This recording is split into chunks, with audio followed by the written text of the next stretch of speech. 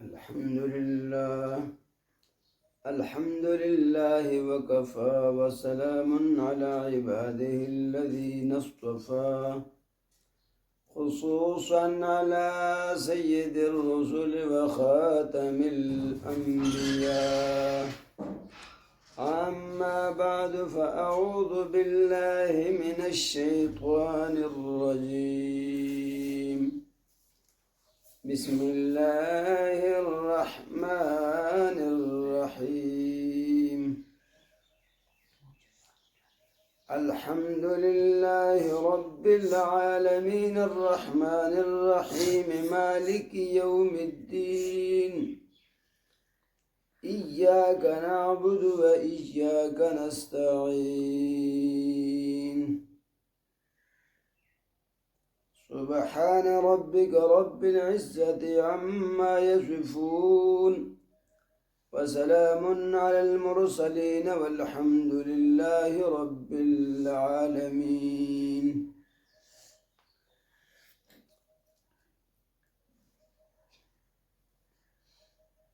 گزشتہ درس کے اندر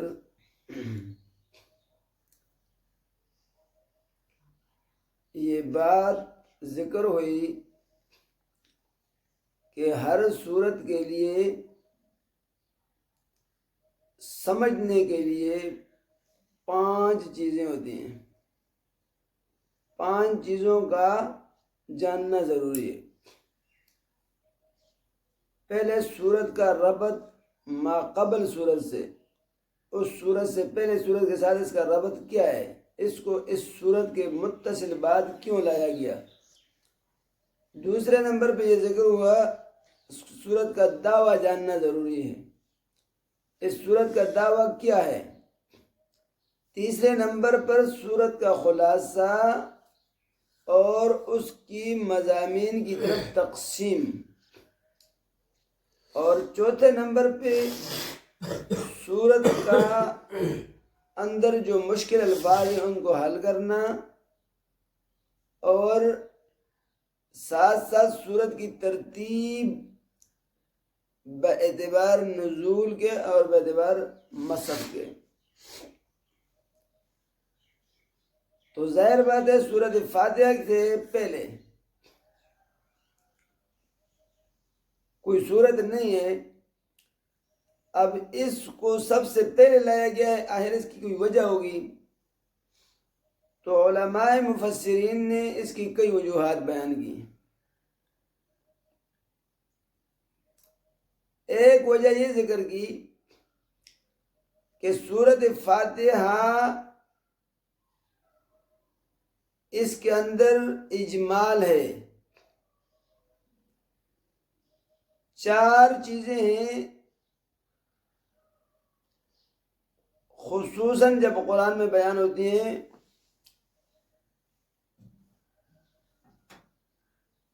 4 مقاصد جن کو کہتے ہیں مقاصد 4 عالیہ. ایک ان میں سے اثبات التوحید، دوسرا اثبات رسالت، تیسرے نمبر پہ صداقت الکتاب، توحید کو ثابت کیا جاتا ہے، رسالت کو ثابت کیا جاتا ہے، صداقت الکتاب کتاب کی سچائی بیان کی جاتی ہے، اور چوتھے نمبر پہ ایمان بالآخرت.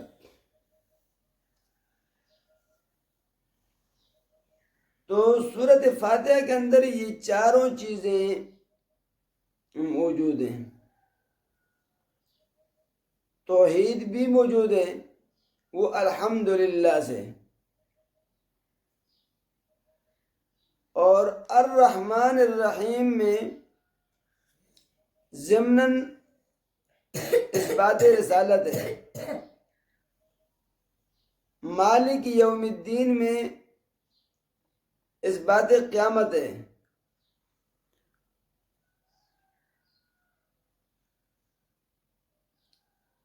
تو یہ اجمال ہے اور پورا قرآن تفصیل ہے.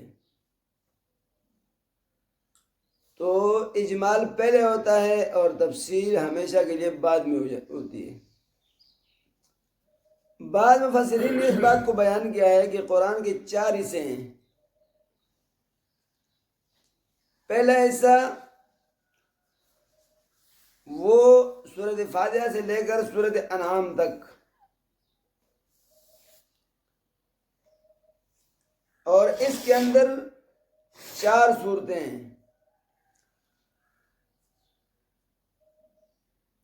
سورۃ فاتحہ کے بغیر 4 صورتیں ہیں، تو اس کے اندر بیان ہوتا ہے خالق لکل شیء هو اللہ احد، ہر چیز کو پیدا کرنے والا صرف ایک اللہ ہے۔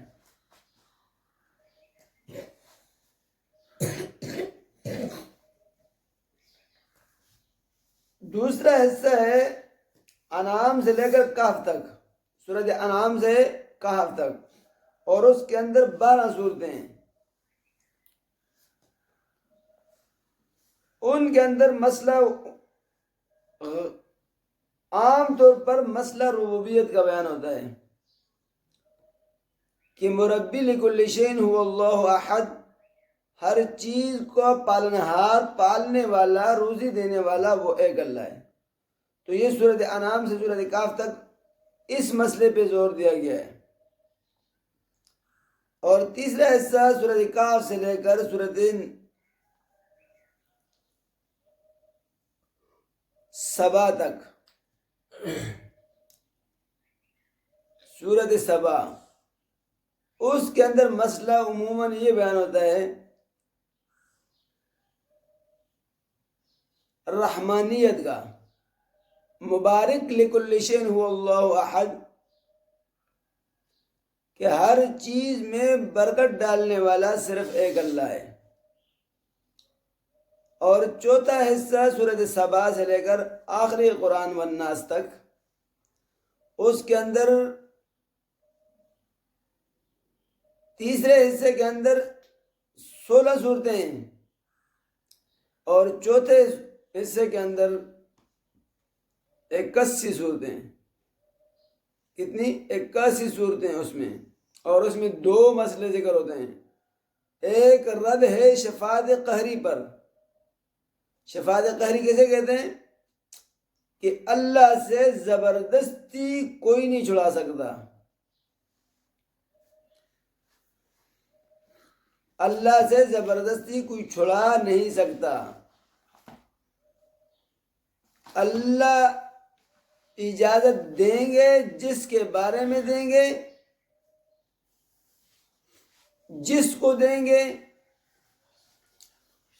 تو وہ شفاعت برحق قیامت کے دن، شفاعت اذنی۔ تو ایک شفاعت قہری ہے، اس پر رد ہے کہ زبردستی اللہ سے کوئی نہیں چھڑا سکتا، اور دوسرا قیامت کا بیان ہے، احوال آخرت کا بیان، کہ قیامت میں تو عموماً آخری صورتوں میں تقریباً یہی ذکر ہوتا ہے۔ سورۃ النبا کو دیکھو، سورۃ واقعہ کو دیکھو، سورۃ القاریہ کو دیکھو، سورۃ العادیات کو دیکھو، اسی آخرت کا بیان ہے۔ اور نبی علیہ السلام نے فرمایا ہے کہ عقل مند آدمی وہ ہے، عقل مند من دان نفسہ وعمل لما بعد الموت، سب سے بڑا عقل مند، بات بھی عقل مند نے کی ہے، محمد الرسول اللہ صلی اللہ علیہ وسلم سے بڑھ کر مخلوق میں کوئی بھی عقل مند نہیں، کہ آدمی اپنے نفس کو پہچان لے کہ یہ نفس میرا دشمن ہے، اور موت کے بعد کے لیے وہ تیاری شروع کر دے، کیونکہ آیا اس تیاری کے لیے، یہ امتحان گاہ ہے۔ تو قرآن کا جو چوتھا حصہ ہے، اس کے اندر یہ 2 مسئلوں کا بیان ہے کہ بھئی موت آنی ہی آنی ہے ہر کسی کو، اب اس کے بعد کیا ہوگا، وہ جو حشر ہوگا، وہ جو حساب کتاب ہوگا، اس کی تیاری، اور اس میں یہ عقیدہ کہ بھئی سفارش بھی کون کرے گا، کس کی ہوگی، کب ہوگی، کس بارے میں ہوگی، تو شرک کے لیے کوئی شفاعت نہیں. اس لیے شفاعت کرنے والے کون ہوں گے؟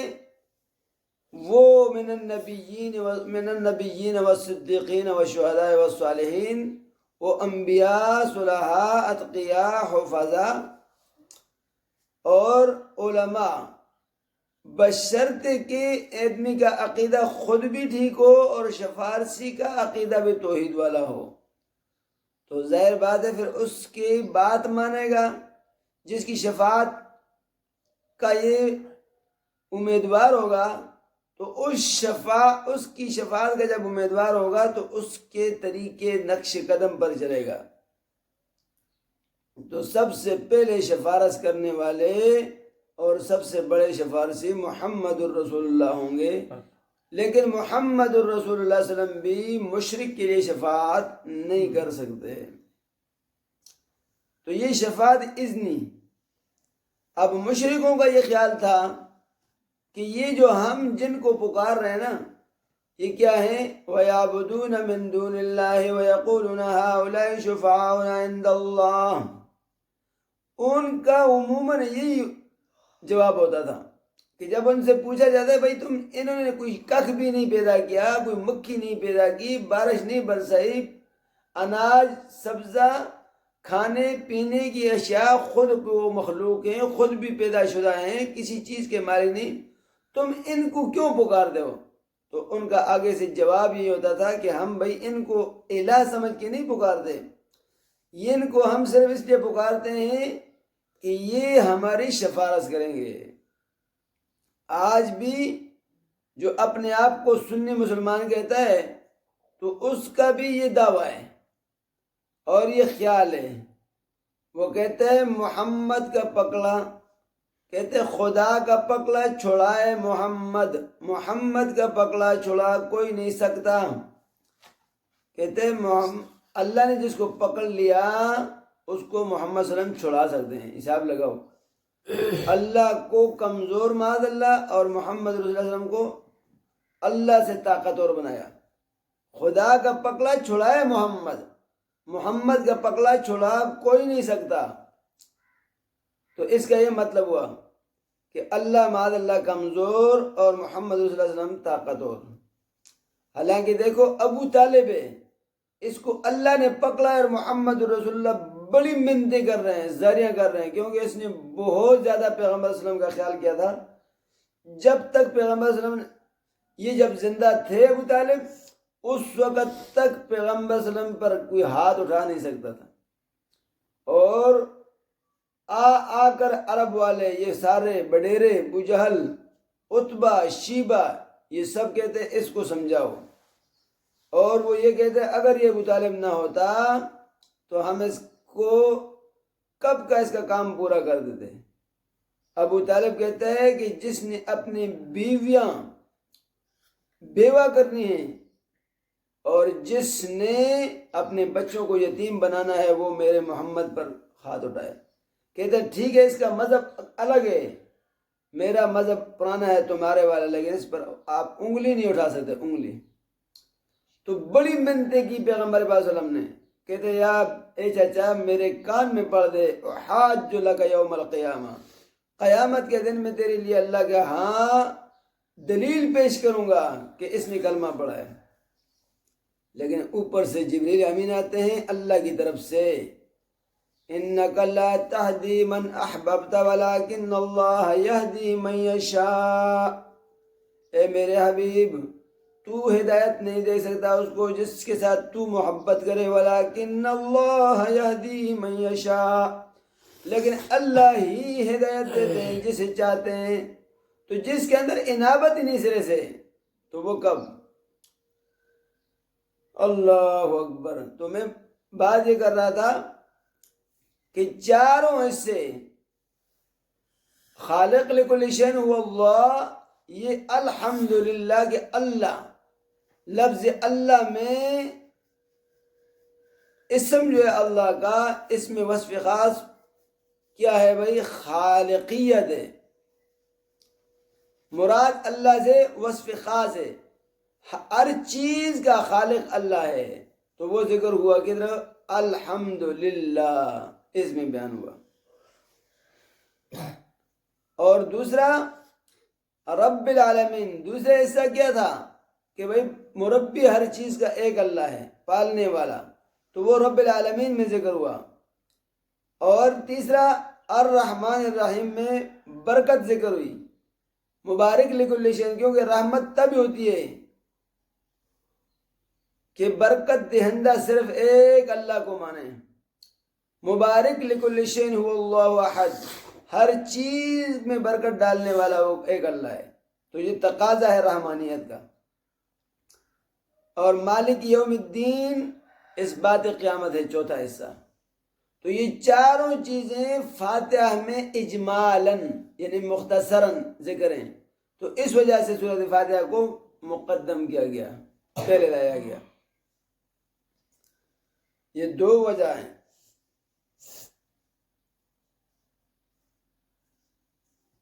تیسری وجہ کہ پورے دین کا خلاصہ کس میں موجود ہے بھائی؟ نچوڑ، وہ ایاک نعبد و ایاک نستعین. بھائی ایک اللہ ہی کی طرف عاجزی کرنی ہے، اللہ ہی کو پوجنا ہے، اسی کو پکارنا ہے اور اسی سے مدد مانگنی ہے. ایاک نعبد و ایاک نستعین، یہ سارے ادیان کا مرجع ہے. پورے جتنے دین تھے 1.25 انبیاء کا، ان کا خلاصہ اور نچوڑ اس ایاک نعبد و ایاک نستعین میں. اور یہ پورے قرآن کا خلاصہ ہے، جسے کہ بعض سلف الصالحین نے فرمایا کہ قرآن کا راز فاتحہ ہے، اور اس کا راز جو ہے نا وہ کلمہ ہے، یہ کلمہ ایاک نعبد و ایاک نستعین. اسی طرح ابن عباس رضی اللہ تعالیٰ عنہ فرماتے ہیں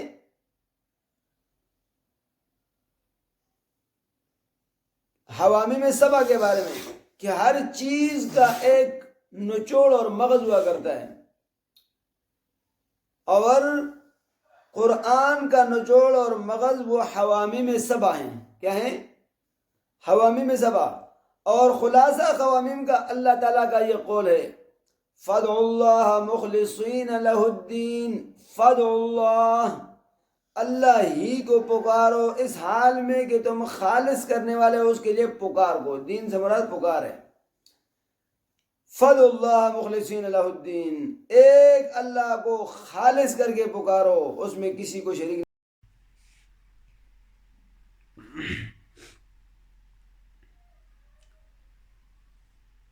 دو مقاصد، ایاک نعبد و ایاک نستعین، اللہ ہی کی عبادت اور اللہ ہی سے مدد مانگنا. اب یہ دونوں سورۃ فاتحہ میں، تو گویا کہ یہ خلاصہ ہے تمام قرآن مجید کا، اور اس کو اللہ تبارک و تعالیٰ نے جمع کیا ہے فاتحہ کے اندر. تو اس وجہ سے فاتحہ کو پہلے لایا اور پورا قرآن اس کی تفسیر بعد میں. علامہ بہقی رحمۃ اللہ علیہ نے اپنے سند کے ساتھ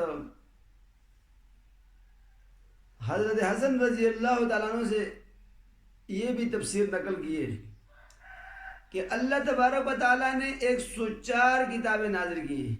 کتنی؟ 104 کتابیں آسمانی کتابیں ہیں، اور سب کے علوم 4 کتابوں میں امانت کے طور پر سونپے ہیں. سب کتابوں کے 104 کتابوں کے علوم قرآن مجید میں، تورات، زبور، انجیل، قرآن مجید، ان چاروں میں. اور ان چاروں کا پھر قرآن میں، اور پھر اس کو اللہ تبارک و تعالیٰ نے 7 حوامیم جو شروع ہوتی ہیں حامیم سے، ان 7 صورتوں میں رکھا ہے، اور ان 7 کا خلاصہ اللہ تبارک و تعالیٰ نے فاتحہ کے اندر رکھا ہے.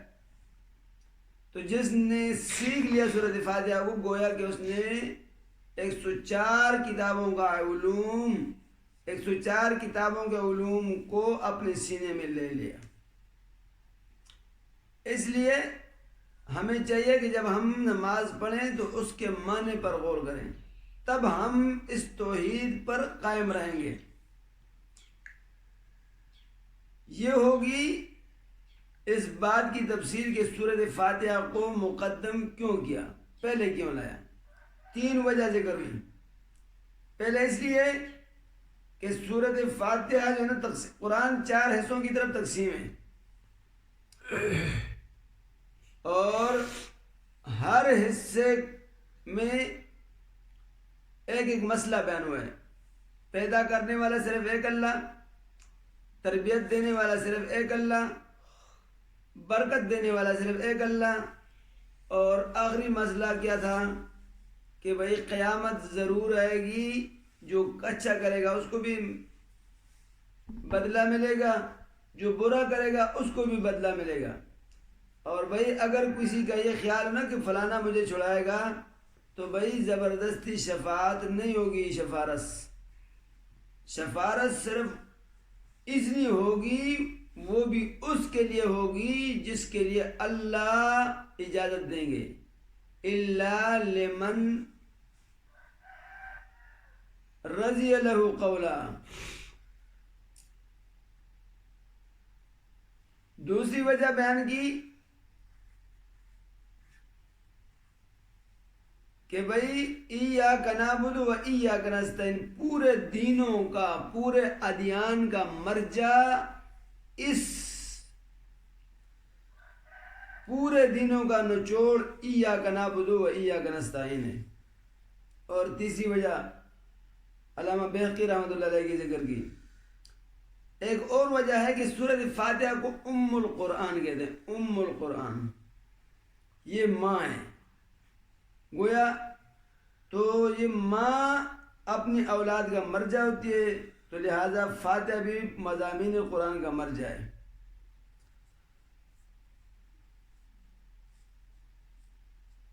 اب اس کی تقسیم، سورت کا دعویٰ ذکر ہوا الحمدللہ، الوہیت کی تمام تعریفیں صرف اللہ ہی کے لیے ہیں اور کسی کے لیے نہیں۔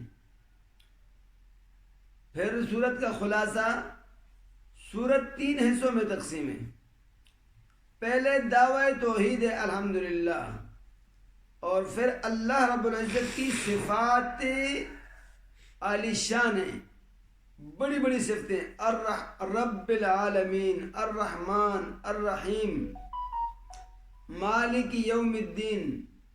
اس کے بعد دوسرا حصہ جو ہے نا، ایاک نعبد و ایاک نستعین، یہ احکامات ہیں، انسان کا عجز بیان ہو رہا ہے اس میں۔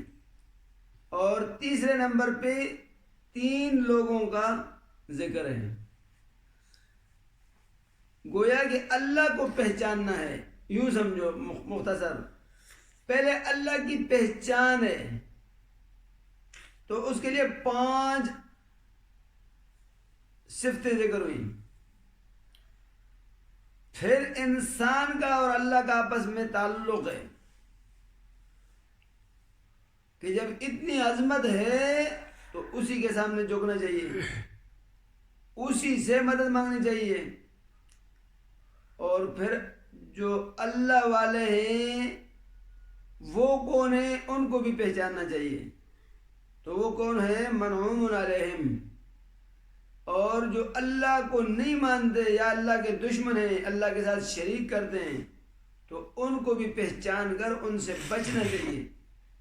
جو اللہ والے ہیں ان کے ساتھ ہونا چاہیے، اور جو اللہ کے دشمن ہیں ان سے دور بچنا چاہیے، ورنہ نہیں تو تم بھی اس طرح بن جاؤ گے، کیونکہ صحبت کا اثر ہوتا ہے۔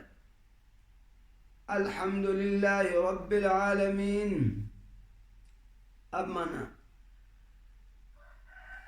پہلے بسم اللہ کو دیکھو، بسم اللہ الرحمن الرحیم، اللہ ہی کے نام سے شروع کرتے ہیں، جو رحمان ہے دنیا میں، جو عام مہربان ہے دنیا میں، الرحیم اور خاص مہربان ہے آخرت میں۔ اب اس کا سب آخر میں نکالتے ہیں ہم مدد مانگتے ہیں، اشرع استعین، اللہ ہی کے نام سے ہم مدد مانگتے ہیں. یہ بسم اللہ کی مقدم کرنے سے یہ معنی نکلا، اللہ ہی کے نام سے جو عام مہربان ہے دنیا میں اور خاص مہربان ہے آخرت میں، اس کے نام کے ساتھ ہم مدد مانگتے ہیں. الحمدللہ رب العالمین، الوہیت کی تمام تعریفیں اللہ ہی کے لیے ہیں، کسی اور کے لیے نہیں. الوہیت والی تعریفیں کون سی تعریف؟ اللہ کے ساتھ جو خاص ہیں، مختص ہیں. اللہ والی تعریف غیر میں نہیں ہو سکتی اور غیر کی تعریف وہ اللہ میں نہیں ہو سکتی. کیوں؟ اللہ کا غیر عاجز ہے، تو عجز والی تعریفیں وہ اللہ میں ماننا یہ کفر ہے، اور اللہ کی تعریف کو غیر میں ماننا یہ شرک ہے. تو الوہیت والی کمال والی تعریفیں صرف اللہ ہی کے لیے ہیں. رب العالمین، جو تمام مخلوقات کو پیدا کر کے ان کا پالنہار ہے، پالنے والا ہے. الرحمن، عام مہربان ہے، دنیا میں ہر کسی کو روزی دیتا ہے، ماننے والا ہو یا نہ ماننے والا ہو سب کو رزق دیتا ہے، اور جو نہیں مانتے ان کو زیادہ دیتا ہے. کل قیامت کے دن یہ بہانہ نہ کریں کہ ہمارے بچے بھوک سے مر رہے تھے، ان کو زیادہ مل رہا ہے. تو یہ کوئی نادان یہ نہ سمجھے کہ جس کے پاس زیادہ مال ہے اور وہ کہے بھائی اس سے اللہ راضی ہے، یہ غلط بات ہے. الرحمن الرحیم، خاص مہربانی وہ قیامت کے دن صرف مومنین، مخلصین، موحدین ان کے پاس آت ہوگی. مالک یوم الدین، بادشاہ ہے، اختیار مند ہے قیامت کے دن کا. مالک کہا، قاضی نہیں کہا، جج نہیں کہا. یہ کیوں؟ اس لیے جج اور جو قاضی ہوتا ہے ان کے پاس اختیار نہیں ہوتا، وہ جو فیصلہ کرتے ہیں وہ اوپر کسی اور کا اختیار ہوتا ہے، آرڈر ہوتا ہے. تو مالک مکمل اختیار رکھنے والا، اس کے اوپر کسی کا آرڈر نہیں ہوتا. اکیلے بادشاہی اللہ کی ہے. اب بادشاہی تو قیامت کے دن کی اللہ کی ہے، تو یہ تو دنیا میں بھی اللہ کی بادشاہی ہے. اب بارش نہیں ہو رہی، دنیا کی کوئی طاقت برسا سکتی ہے؟ اللہ دنیا کا نظام نہ چلائے، ایک سیکنڈ کے لیے کسی دنیا کا کوئی بادشاہ نہیں چلا سکتا، ذرہ نہیں پیدا کر سکتا. تو پھر یہ کیوں کہا مالک یوم الدین؟ تو اس کی وجہ یہ ہے کہ چونکہ وہ دنیا میں بادشاہی اللہ کی مانتے تھے، دنیا میں اللہ کی بادشاہی مانتے تھے. مشرکین مکہ سارے کافر دنیا میں اللہ کی بادشاہی کو مانتے تھے، لیکن آخرت میں وہ نہیں مانتے تھے. سورۃ یونس میں ہے، کئی جگہوں میں ہے، وَلَئِن سَأَلْتَهُمْ مَنْ خَلَقَ السَّمَاوَاتِ وَالْأَرْضَ لَيَقُولُنَّ اللَّهُ، اگر ان سے پوچھا جائے کہ کس نے آسمان و زمین کو پیدا کیا، آسمان و زمین کے اندر حکومت کون چلاتا ہے، بارشیں کون برساتا ہے، تو سب یہ کہتے ہیں کہ اللہ. کون چلاتا ہے؟ اللہ. وہ اس بات کو دنیا کے اندر اللہ کی بادشاہت کو مانتے تھے، لیکن قیامت کے دن دوبارہ ہڈیاں بوسیدہ ہو کر دوبارہ اٹھنا یہ نہیں مانتے تھے. تو اس لیے اللہ نے فرمایا ایک بات کو لی جس کے اندر جھگڑا نہیں، اس کو ذکر کرنے کی ضرورت ہی نہیں. اس وجہ سے فرمایا مالک یوم الدین، جس طرح دنیا میں اللہ کو باقی بادشاہی کو مانتے ہو، اسی طرح قیامت کے دن بھی اللہ دوبارہ بادشاہ یہ قیامت میں دوبارہ اٹھائے گا، زندہ کر کے حساب کتاب، اچھے کو اچھا اور برے کو برا سزا. یہ تقاضا عقل کا بھی ہے کہ بھائی جب دنیا میں ایسا ہو، کچھ لوگ اچھی کریں، جو اپنی مرضی کریں، کوئی پابند ہوں، تو آخر اس کا کوئی بدلے کا تقاضا تو ہے نا، اچھائی کے لیے اچھا ہو اور برائی کے لیے برا ہو. تو وہ اس کے لیے قیامت کا دن مقرر ہے. دین کو دین کیوں کہتے ہیں؟ بدلے کا دن. مالک یوم الدین، کما تدین و تدان، ایاک نعبد و ایاک نستعین. 5 صفات ذکر ہوئی، رب العالمین، الرحمن الرحیم، مالک یوم الدین۔ تو اب دوسرا حصہ احکامات کا شروع ہوا، عجز انسان کا عجز بیان ہو رہا ہے، ایاک نعبد، اے اللہ ہم تیری ہی عبادت کرتے ہیں۔ یہ نعبد کا عربی قانون کے مطابق نعبد کا ہم عبادت کرتے ہیں تیری، کیونکہ فعل پہلے ہوتا ہے، فاعل بعد میں ہوتا ہے، اور تیسرے نمبر پہ کیا ہوتا ہے؟ مفعول ہوتا ہے۔ تیری عبادت کرتے ہیں، لیکن چونکہ حصر پیدا مقصود تھی، حصر، تو مفعول کو پہلے کر دیا، مفعول کو جس کی عبادت ہے اس کو پہلے ذکر کر دیا۔ کیوں؟ معنی پیدا کرنے کے لیے، ایاک نعبد، صرف تیری ہی عبادت کرتے ہیں، وَإِيَّاكَ نَسْتَعِينُ، اور تجھ ہی سے مدد مانگتے ہیں۔ کیا معنی؟ تجھ ہی، تیری ہی عبادت کرتے ہیں، وَلَا نَعْبُدُ غَيْرَكَ، اور تیرے سوا کسی اور کی عبادت نہیں کرتے، وَإِيَّاكَ نَسْتَعِينُ وَلَا نَسْتَعِينُ غَيْرَكَ، اور تجھ ہی سے مدد مانگتے ہیں اور تیرے لئے سوا کسی اور سے مدد نہیں مانگتے۔ یہ ہے۔ تو اللہ رب العزت ہمیں قرآن کو صحیح جس انداز اور جس ناج پہ قرآن نازل ہوا ہے اور جس مقصد کے لیے نازل ہوا ہے، اس مقصد کے مطابق اللہ تعالیٰ اس کو ہمیں سمجھنے کی توفیق عطا فرمائے۔